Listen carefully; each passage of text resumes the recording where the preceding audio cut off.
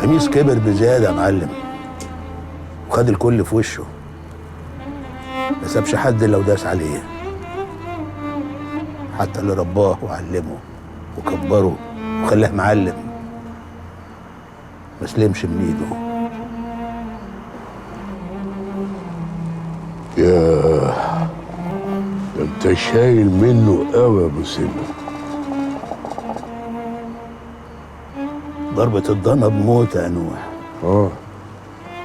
واحنا ايش ضمننا بقى انك مش طابخها سوا سوا انت وخميس عشان تيجوا تاكلوها لنا بالهنا والشفاء؟ ما تفهم ابنك يا معلم ان الكلام ده مش في كارنا ولا في عرفنا، وان مجيتي ليك هنا دي اكبر ضمان. بس اعرف الاول انت ناوي على ايه؟ النية باينة والكلام مفسر بعضه يا معلم. يعني انت عاوز تحط ايدك في ايدي؟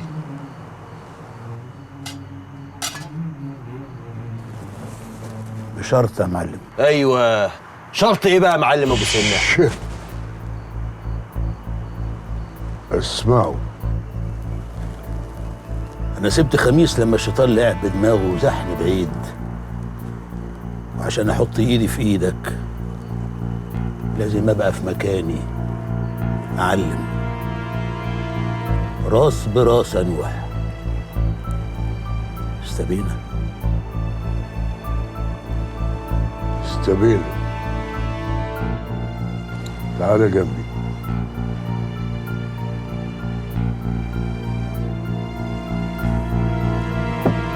يا معلم،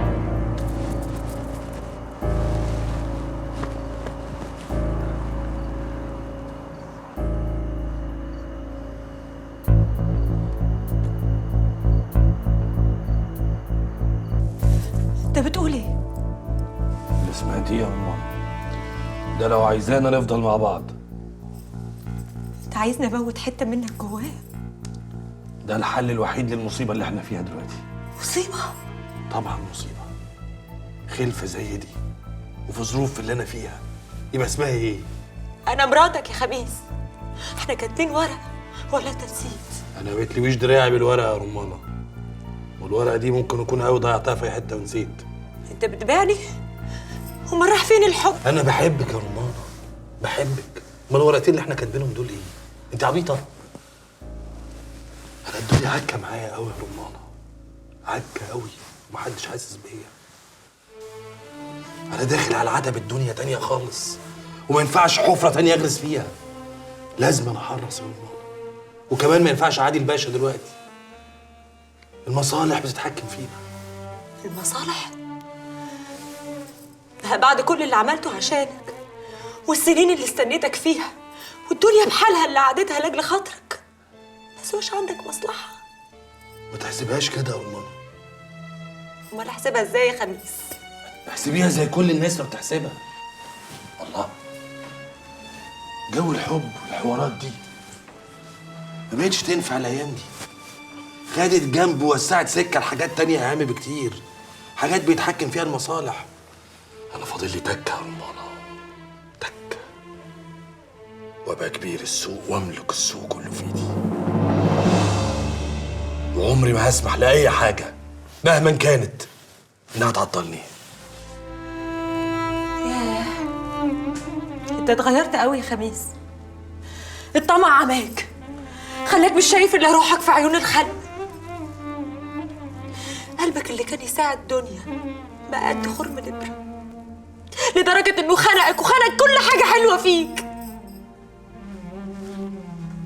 رمان انا ماليش في جو الحوارات المكعبله ده. العيل احنا ممكن نجيبه في اي وقت تاني، نجيبه الموسم الجاي او الموسم اللي بعده براحتنا، عندنا العمر. انما الفرصه ما بتجيش الا مره واحده، ويوم ما تيجي لازم اقفش فيها. الفرصه ولا ابنك يا خميس؟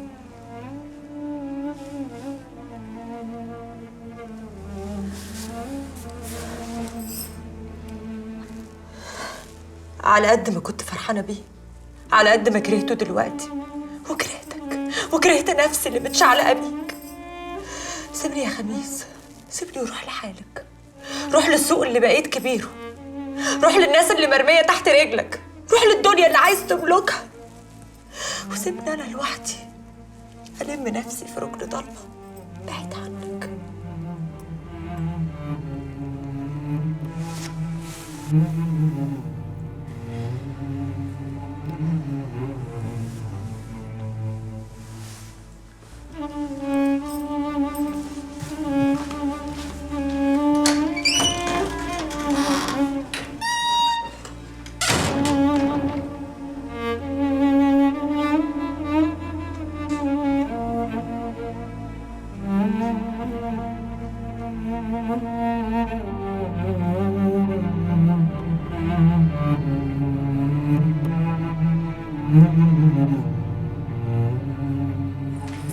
الحقي يا حاجة، الحقي نصيبة. مالك يا ولية على الصبح؟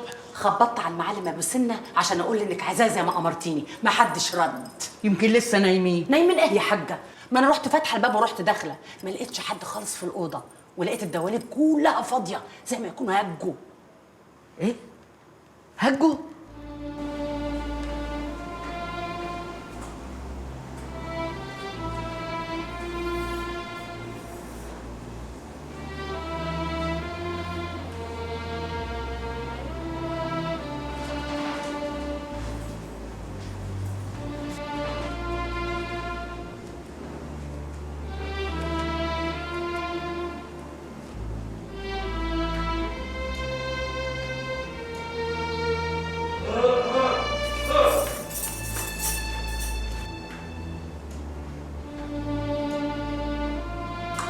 يا فتاح عليم يا رزاق كريم، انت سمعتي ايه بالظبط؟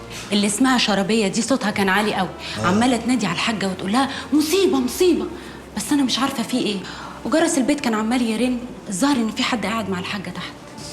ايه جو الافلام ده على الصبح؟ طب انا هنزل اشوف فيه ايه.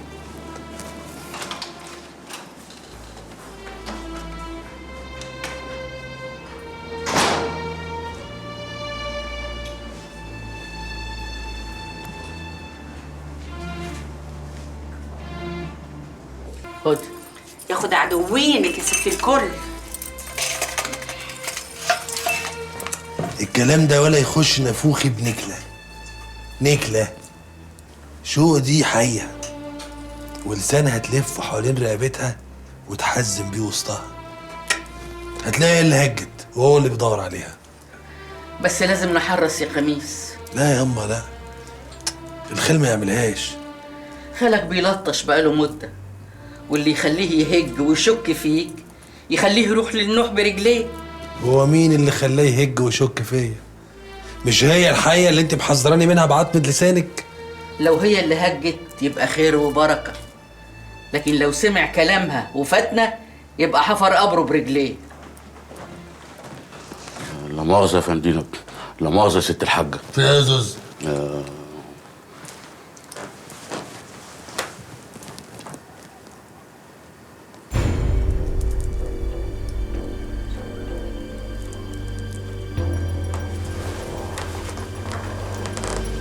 هنا في البيت.